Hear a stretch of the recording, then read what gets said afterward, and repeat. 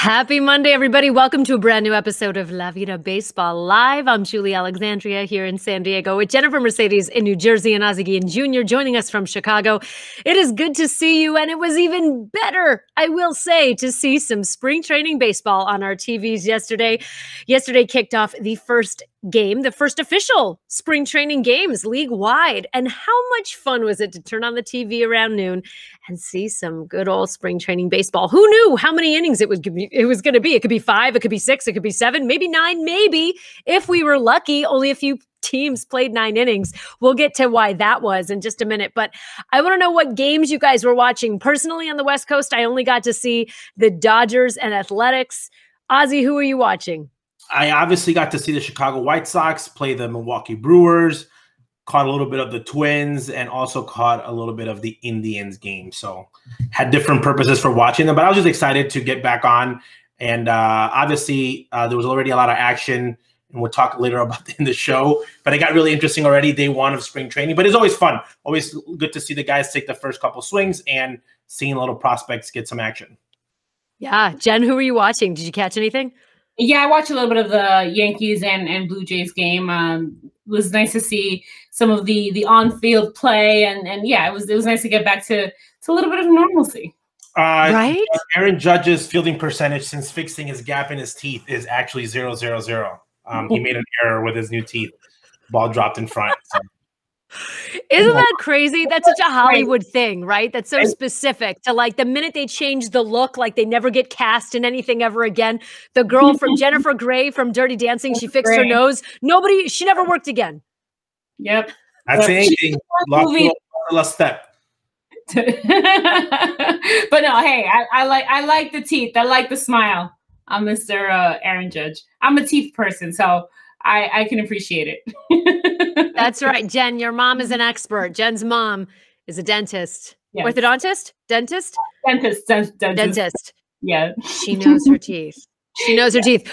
Well, one guy who had it firing on all cylinders, we talked a lot about Gleyber Torres during the offseason, the work that he was putting in, and how much it meant to him to really make a case for himself and to really find his identity on the field. So we got to see just a little bit of highlights here, if we can play them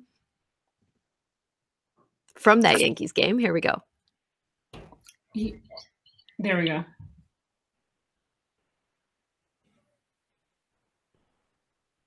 The glove work. Good play. Flash in the leather. Good play. It was, one of the top plays from yesterday's games. You love to see it. And it's what I think a lot of us look forward to, not just the home runs, but also seeing that play on the field, the swag and all that. And like you said, Gleyber's somebody that's been trying to, prove himself. And if he continues to play this way, obviously, it's the first day of spring training, and these games don't mean absolutely anything. No, but you root for guys who are working, right? Like, you root for guys who put in the work. So offensively, you don't get hits. I'm not as concerned, but defensively, I like to see how guys move. Gleyber, I can tell that his footwork, whoever was training him, was probably really happy. And Gleyber after the game was like, it was worth my time. He looked a lot quicker at shortstop. Let's remember Gleyber Torres, for the last 3 years, Yankee fans have said he's a great hitter. He can't play shortstop, okay?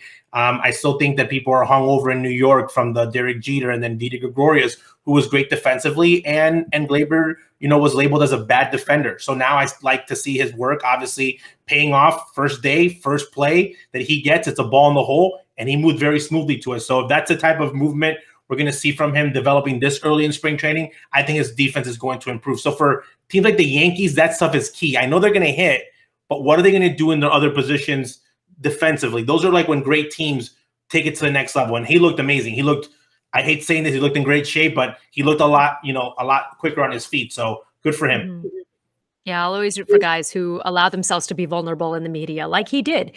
And he really did during the offseason, saying, I have a lot of things I want to work on, and I really need to make a case for myself and put in the work. Watching spring training brought back a lot of memories for me. And Jen, I know this is true for you. This is the first year, the first spring training that we have not been in Florida or Arizona covering spring training, the Cactus and the Grapefruit League. And it was a little bittersweet in a way. I felt a little bit of like FOMO for not being there because it's something that I look forward to every year, right? I mean, that's when you get the best of the guys. You, as a reporter, you get to interview the guys. And, you know, sometimes depending on how they're doing personally, depending on how their performance is on the field and the team's performance, you may be getting, you know, a certain version of them. But across the board, it is easy to say that most of the guys are in a great mood. They're at full health. They're happy to chat with you. They got nothing but time, and they are happy to chat pregame, postgame, whatever it may be. And you can bank those interviews. And it was really wonderful to see the guys, after everything we've been through last season, take the field and have baseball go on as per usual. But Jen, I know you have so many wonderful spring training memories. Oh my goodness, so many. I can barely remember. I mean, this was the first time in about 11 years that I am not at spring training, and it was weird because, like, I'm like, usually, okay, where are we gonna go? Are we gonna go to Arizona? Are we gonna go to Miami or Florida? But yeah, this was really weird. But I mean, so many memories, being able to interview a lot of the guys, like you said, but being able to kind of get more in depth and have fun with the guys. I remember one year I was able to go to one of the guys' apartments, and it was a group of the prospects, and all they were doing was playing video games. And that's what a lot of them do. When they get out of practice, they go home and you play video games and you cook. And it's like, and I remember they cooked rice with eggs because that's like a very Dominican thing to do. And it was a couple of Dominican guys, and it's the easiest thing that they learn to do. It's like the first thing you learn. And so they cooked rice and scrambled eggs. Basically, you cook it in the rice, and that's a meal. But yeah, so I do miss kind of those little things. Last year we went to Arizona, was able to interview a couple guys from the Dodgers and the Giants and stuff like that. So I mean, you missed it, but I hope that next year we can get back to some normalcy and be actually there in person. I know that there are, you know, beat writers out there, but for us, you know, it made more sense to do it virtually. Yeah, absolutely. And by the way, just for the people who are watching and our listeners and viewers, we are continuing to get all of that content still virtually. Jennifer and Ozzy are both doing interviews consistently throughout, and will be throughout the spring training season and portion of the season, because listen, we can still get those interviews and we still want to hear from those players. Ozzy, I know spring training brings up a lot of familial memories for you. You know what? I think that opening first game of spring training is a fun time because you see a lot of guys trying to make the teams that are trying to basically solidify themselves. And for me, it's a moment that, you know, good weather and the season kicks off. I'm a person that even when I'm covering it, when I was last year with Jen, for example, I love getting a hot dog even when I'm working, you know, taking in a couple innings in the sun. That's the part that I miss. Yeah. You know, I find it extremely interesting that there's beat writers there. I've actually written at a couple of them and saying, what are you doing there? You can't see them. What are you doing there? I know, well, you know, I know, because you're not on the field with them. So I think it's hilarious that they're there, but it's a virtual world. That's the part we're missing. I think that there was normalcy in the sense that these guys are beginning spring training from the start. Yeah. And then you're going to go through it the whole way. I think last year there was 2 spring trainings. Ones where at the second half of the one that was technically the one they got ready for the season, really didn't have fans. There was no games between teams. It was more of an inter squad. I think yesterday you got to see a little bit of more normal. A couple fans out in the stands, a couple scouts out in the stands. You know, baseball, you know, player development out there, and then the players. You could tell that, you know, it was great. And you know, the story, I didn't get to see the whole game, but the at bat that I wanted to see was, you know, Trey Mancini coming off of cancer, you know, returning, having his first at bat, gets a hit. That's what baseball's all about. I think that that's where you get excited about. Spring is here. You know, the season's here. Let's see who makes our team. To me, this is when the season starts. From now all the way to opening day, this is the first sprint of the Major League Baseball season. Ozzy, I agree as far as the food goes, because I miss that. And I mean, these COVID-19 pounds are going to go. But when I am at a spring training, that is one thing I look forward to, is kind of trying out the food at the ballparks. And when we were in Arizona, I think the Dodgers Park, they had this really big pizza. Sean, our technical producer, shared a pie because it was like so big, and we just saw people walking around the ballpark with it. We're like, okay, this is what we're gonna have for lunch, because it was just like, it looked so good. But yes, I look forward to eating the food. And I love sitting in the outfield, just the grass, just that area. I don't know why more Major League Baseball teams don't do it, but it's very Cactus League, very Grapefruit League. Like, and again, you're getting to see teams that usually probably wouldn't play each other across the different divisions. And again, I think it's just a time where baseball has started. It's what sets the tone for the rest of the season. Yeah, and one thing that I was paying attention to was the fans. Right. We saw the fans in the stands. And of course, I was looking to see how they were placed, if they were sitting in their pods. At one point during the Dodgers-A's game, right behind home plate, there were 3 sets of duos, so of pairs of people. So it was 1, 2, 1, 2, 1, 2, just sitting right behind each other on the aisle. And I thought, are they all together? Like in my mind, I'm making up the stories about like their relationships to each other because I'm like, they're sitting too close. They're sitting too close together to be strangers. But they are enacting a mask mandate that all the fans in the stands, they're only open, by the way, to 20% capacity. So only 20% of fans are allowed to be in the stands to take in these games. Apparently in Arizona, they had some cold weather yesterday because people were bundled up. It was windy. It looked like it was a Yankees or Minnesota opening day. It looked freezing. But for the most part, people were wearing masks. And then you look at other games and not so much. So it's going to be interesting to see how they enforce this. Well, Julie, do you know where they weren't wearing masks? Not a surprise. Florida. And I know like people are like, stop being a Karen and like complaining about the little things because they're outside and they're distanced. And I get that. Like, I get it. But if the rule is the rule is you got to wear a mask, wear the mask and enforce the rule, right? Like that's what I don't think anybody saw anything of that. We had a lot of the beat writers kind of letting us know what was going on with that. And I didn't see anybody say that people were enforcing the rules as far as wearing the masks. I understand you got to eat, you drink, whatever. But from what I saw, people were reporting that people weren't just. It's like wearing the mask in the dugout. It's a rule that's going to be really hard for fans to enforce on fans. I can guarantee you every stadium is going to have somebody get kicked out because of a mask mandate. Depending on what usher you get coming down, some stadiums are going to be more strict than others. Others are just going to be like, yeah, have it there, have it in your hand. Again, I think that if you're out in the stadium, okay, there's a point in time where you need to take responsibility for yourself. If I'm in the stands, okay, and I'm wearing my mask and you're going to come close to me without wearing your mask, I'm going to say something to you, okay? Like if you're leaving your pod area, I think now we need to start policing ourselves. The rules are there, okay? The stadiums have made the rules that you have to have them. They can put 1 million, signs on the Jumbotron and say, guys, please do not, please wear your mask. As adults, okay, as fans, we need to do a good job of basically policing ourselves, just like we do with drinking, just like we do with, not throwing things in the stands. But I really think that if you're there, there's always that one guy. There's always that one guy. But I'm saying if you know that that's a rule, it's like when you're swearing in the stadium. There's a rule that you can't swear. Because just because you think a word is not offensive does not mean that the family sitting, a pod away from you doesn't find it offensive. So I think that this is going to take some time. But if you are a fan and you're going there, please abide by the rules. This is just like not throwing anything into the stands, from the stands to the field, not cursing on a player. Now you just have to wear your mask. And if you don't want to wear your mask, eat, okay? Eat something and they won't tell you to put your mask on. But I don't think it's on the league itself. I think that I'm very happy that they put a mandate. I was worried about states like Florida saying we're not going to have one, and you just can do whatever you want and there's no rule. So there is a rule. Be an adult, be out there, wear your mask if you're in the stadium. But again, don't be surprised. They'll be able to kick you out, by the way. If it's on the ticket and and you broke that rule, they can kick you out of the game. Yeah, that's a good point. I don't think a lot of people actually read the back of the tickets, and they are like the press passes, because in the small print, it says a lot of things in that small print. Amongst other things, it says that if you are hit with flying debris, that you can't sue the team. No, absolutely. And I completely respect that. I'm sure that now the mask mandate is going to be on there.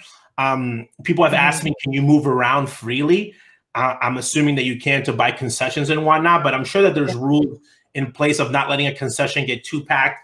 Okay. Also, this is a spring training for them as well. I'm sure baseball operations, stadium operations are there trying to see how things are working out. I really think that we have to start somewhere, baby steps, but I'm glad that we're at least allowing fans to be there to test it out, because we won't really know. Again, a lot of the country, I don't know the numbers. More people are getting vaccinated every day. But they're keeping the mandate for the mask. So let's please follow the rules. Yeah, absolutely. This is why we hopefully can have nice things.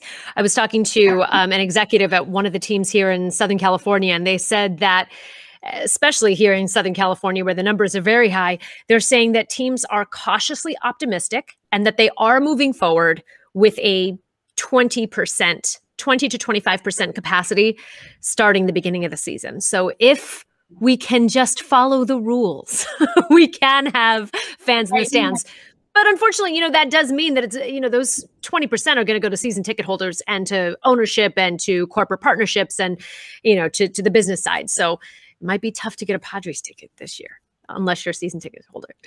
All right. Well, we did see some good things. One of the best parts of spring training is to see the young guys coming up and doing good. And 4 top prospects homered in yesterday's game. Notable Jazz Chisholm. He's ranked number 4th ranked prospect of the Miami Marlins. Hit a homer. Also, by the way, in the news for some not so great news, but did some great stuff. If you were listening to the Kevin Mather debacle that happened last week, Julio Rodriguez, number 5 prospect, walk-off RBI single in the bottom of the 9th against the Padres, winning the game for the Seattle Mariners. And by the way, the guy that they said was not interesting, Jared Klenick, number 4 prospect, he played at him. Congratulations, those guys. That's how you answer bad press, in my opinion.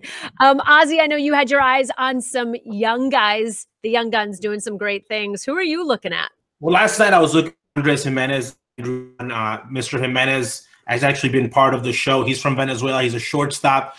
He's the guy that people knew his name in the Lindor trade. He will be fighting Ahmed Rosario in the platooning of the shortstop position. Got 2 hits yesterday. His defense is absolutely incredible. And he's a person that they traded for away Lindor because they thought that, this young kid could replace Lindor defensively. That's elite level shortstop. So I think that I'm looking at him to see how he develops with them, if he's in an everyday job. How's that competition going? Andrew Vaughn looked awesome at the plate. He's a guy that's competing for possibly the DH and first base position. I'm going to say this right now. For the teams that are trying to get their prospects there, it's awesome when you see them do well. For the teams that are not, Seattle Mariners, Marlins maybe, there's nothing worse than your prospect coming out and going deep on the first day of spring training, because that's the number one question everyone's going to ask now, the front office, the manager. And the managers usually want to break camp with the best team possible, but there is arbitration. There is, rules of, how much control you have. There's nothing more of a headache for a top prospect, let's say like an Alec Thomas with Arizona, who's in single A right now, high A, double A, possibly next year, to go off in spring training and have an amazing spring, because people start saying, is he ready? Can he make the big league? That's what happened with Fernando Tatis. Had a great winter ball season, stayed hot, came into spring training, devoured it, and his teammates made a point for him to be in the big leagues. Now, obviously signed for the Padres for 14 years, but those are the moments where a guy can definitely make a statement, push his time to be in the big league a lot sooner than later. So good for some franchises. For others, they're probably a little hesitant, saying, we don't want this guy to do so good. We want to hide him for a couple more years. For those guys that are making it, this is their moment. This is their moment where they shine, and they want to make that 26-man roster. Yeah, absolutely. Well, if you follow us on Twitter, you saw that we had some really creative album covers obviously in regards to spring training. We had some guys we want to go. Jen, I'm going to let you go through these because these were hilarious. Oh, yeah. So please follow us on social if you want to have a good time and recreate and enjoy and remember some of our favorite album covers. And this was one of my favorites because, I'm totally in syncer. And this was a play on the No Strings Attached album, The Free Agents. Then we have Dr. Yuli as opposed to Dr. Dre with The Chronic, but the pineapple. These were a lot of fun to do and see the guys' reactions. The Notorious HDMH, Ready to Pitch with Marcus Stroman. And like I said, these were a lot of fun because we got a lot of reaction from the guys themselves, especially with the No Strings Attached, with the No Teams Attached. Edwin Encarnacion was one on the guys on the cover, and he's like, yeah, like what's going on? Like, hello, Eduardo Nunez as well, cracking up. Like, yeah, I'm here. I need a team. So I thought it was a lot of fun. And if you guys have any ideas, any albums that you want to see, here's one of my favorites as well, just because I love that album, the Illmatic. But the El Niño with Mr. Fernando Tatis Jr. play on Nas's album. So yeah, if you guys have any ideas, any albums out there that you want to see recreated, how can we not have Backstreet one? We had NSYNC. Backstreet Boy fans are out there, and we're mad. By the way, that was probably one of the funnest. Backstreet's Back album. Backstreet's Back. We got to make one. You know what? I love the one for the free agents because it brings it back to the topic of baseball. When you look at those guys in one group, okay, that could be a Major League Baseball team. That's a lot of talent. Group, yeah, that group could probably take on the Pirates and do some damage on them. I don't know why those guys are unsigned. I really don't. There's a lot of really good players there that have a lot of left to give a team back. A lot of DH. Bring them to spring training. I just those unsigned free agents sometimes mind boggle me because those are the little things. Those are the signings that take your team to the next level. You know, how many wins can a player give you above replacements? And a lot of these guys are getting judged on the 60-game season. Again, I praise a lot of guys in the 60-game season because they did well. I still believe if you did not do that well, I don't hold it against you because they didn't get enough at bats. Yeah, no, and talking about, I mean, Javi Baez was one that said he wasn't there mentally, right? He didn't have a great season last season, and he talked about it, how he wasn't there. And who of us was there all of 2020? You know, like we weren't prepared for the year that was 2020, and I think people forget that players are humans and we all deal with things in different ways. And it was a really weird year and difficult for different reasons. And I think, yeah, I agree, Ozzy. I think players who didn't do well, they need a second chance. It's Russian roulette, to be honest with you, because when you look at a player's timeline, you struggle for that amount of time. 60 days is usually when you break it down, is how long you struggle. If not, guys would hit 400 every single year. That's why guys have great first halves and okay second halves, and that's an amazing year. Some of these guys, the 60 games that caught them early and they couldn't recover from them. But if you give Edwin Encarnacion 500, 600 at-bats, he will hit 35 home runs. That's just who he is. He's done it year after year. And for the other guys like Javi Baez, if you're going to have an off year, as a fan, I'll take the 60-game season that you were off if you're going to produce, because you're always going to have an off year as a player. Very rarely do we see somebody be consistent for,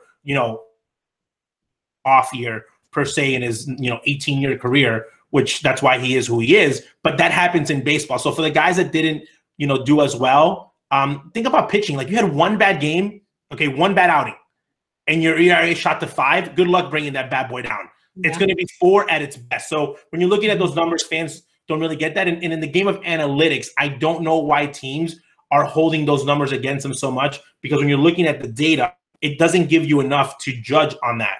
Money. That's the only thing they care about. The only reason they're using. By the way, some of these guys are going to give you a couple more wins. I'll give you an example. The Chicago White Sox, like you don't have a legit DH yet. You don't. You have a Brady, platoon. You got Andrew Vaughn, who might come up, but is he going to come up in April? So you got to give me one as a fan, as a fan of the team. Okay, if you're a World Series team and you don't sign some DH, okay, like Edwin Encarnacion, Andrew Vaughn has to be on the lineup from day one. Breaking camp. He just has to. Bringing him in May, I just think you're not going to win the pennant, but you could definitely lose it, because when you're in game 162 and you're like, man, we're 2 games out, you're really thinking about, I wonder if that game in April, I could have really used these guys on my team. So there's a couple guys on that list that are guys that I think still have a lot to offer. And unfortunately, teams are not budging in to bring them to play. And I even invite them to camp. Like, that's the craziest part. Yeah. Yeah, I agree. Those were some egregious omissions. But follow us on Twitter for more album covers. We're going to keep having fun with that as we ramp up for the 2021 season. Now, spring training also has a very family feel to it, as a lot of guys bring their families, and it may be sort of the last time before the season starts, especially now with all the COVID protocols, that they're going to be around their families. They have the time to spend with their families, kind of the last licks of family time. So we've got a couple of guys we wanted to show you having a good time. Whose house would you want to be at for spring training? Yeah, just based on his cooking skills alone, I'll be a guest in Johnny Cueto's house. I'm Johnny's house all year because I mean, literally, he spends all year cooking. I don't know why he doesn't have a cooking show yet, but the man. You got an idea there. I don't usually recommend restaurants for players once they retire because it's a lot of times probably the worst investment one can make as an athlete.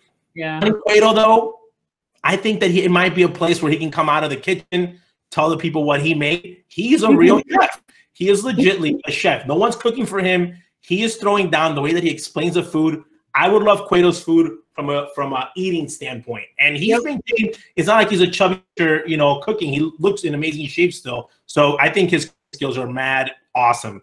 So kudos to Mr. Cueto. Same. Yeah. If I were he, I would open up Dominican restaurants, like a chain of his Dominican restaurant of just his kind of cooking in major league cities that don't have Dominican food. And put him by the so that the players can have somewhere to go. Put him by the stadium. Trust me, if you put a Dominican restaurant, I've the further in Cleveland, hour-and-a-half drive outside of Cleveland for Dominican food. Dominicans love their food. They'll find wherever you are at, they will find the food. And if he has that outside, players will cater it and they will bring it. But I love it. I think that spring training is a time also where Arizona, you get to make plans, okay? When you're in the regular season, you're at the stadium at noon. You're traveling every 5 days. You're usually getting 1 day off. So you're not like, you can't just like have activities that can last more than 1 day with your kids. So that's why I think spring training is such a big time for the family, especially early on, because you're not playing that first game because your team's on the road. So your schedule, you get to the stadium, you have morning practice, and then you're home by like 1 o'clock. So now you have the whole day. Know that they're going to have the next day following that day off. So you can make a lot of plans. That's why I think that both spring trainings are such a special time from a family standpoint for players. Absolutely. All right. We are wrapping up the show here, but really quick, we got to cover this Angel Hernandez business because a lot of people had a lot of things to say about this, including the broadcast booth, which I'm just going to go ahead and say it as a broadcaster. I thought it was in poor taste. I thought it was a little unprofessional, to be honest, knowing all of the things. Knowing all of the things that Angel Hernandez has had to deal with in the press and mentally and emotionally that he's been through. Did they really want to go there the first game back? He went there for Angel too. That's what I'm saying. Do you expect each guy to go 4 for 4 in the first game of spring training? Come on. The only times I've ever seen umpires kick out a manager out of a game, include my father, okay? He started going after him saying, we're in the last week of spring training. You better figure it out. We're like 5 days away from spring. Ozzy, stop. Why? First day of spring training, they might say it as a joke, but for the broadcaster, and spring training is like, I was joking around like, White Sox fans were in midseason form, twittering wise. They were going nuts. First day of spring. I'm like, you guys are in midseason form. Like, guys, this is first day. So the fact that the announcer, I was trying to figure. I DM'd John Boy, and I was like, did something happen between St. Louis and Angel? And I was like looking to see if there was a reason why this broadcaster probably had this in the back of his mind that Angel had messed up a call last year. And he left off on that last year's call. Right. They had beef. They had history. So I always tweet, Angel Hernandez is my favorite player. He is, because usually when guys ump, you don't know who they are. You know when guys ump and you're like, oh, so-so's behind. They're either awesome or people don't like them. Yeah. And Angel, every single person watches the Angel game. He gets watched like no other ump. He might be off by like 2 inches. Yeah, 2 inches. And people are like, oh, Angel, what are you doing? I'm like, Angel's missing just as much as the other guys are doing. I think he's become a cult figure. And when he's behind the plate, I know it's hard. But again, it's spring training. People need to stop freaking out on Angel this early. If Angel does this, in a game down the road, which is a huge game, he's been missing all day long, that's fine. But missing one call. Let me tell you. There was a lot of players who liked that post on Instagram. Oh, they loved it. Because here's the thing with players. The thing with players with Angel is they don't like him. No, he's inconsistent. Yeah. Angel one day will call the high pitch and he's like high pitch Angel. The other day he's like low pitch Angel. The other day he's like no one's gonna walk in this game. So Angel doesn't have a style. He's like, whatever you get with Angel, that's one call. If Angel's off, it's like Angel's off. Like, it's like, okay, guys, swing the bat, Angel. And that's something that I've heard people in dugout say, Angel's being Angel. You know, I had my father say, come on, Angel, really? We're going to do this today?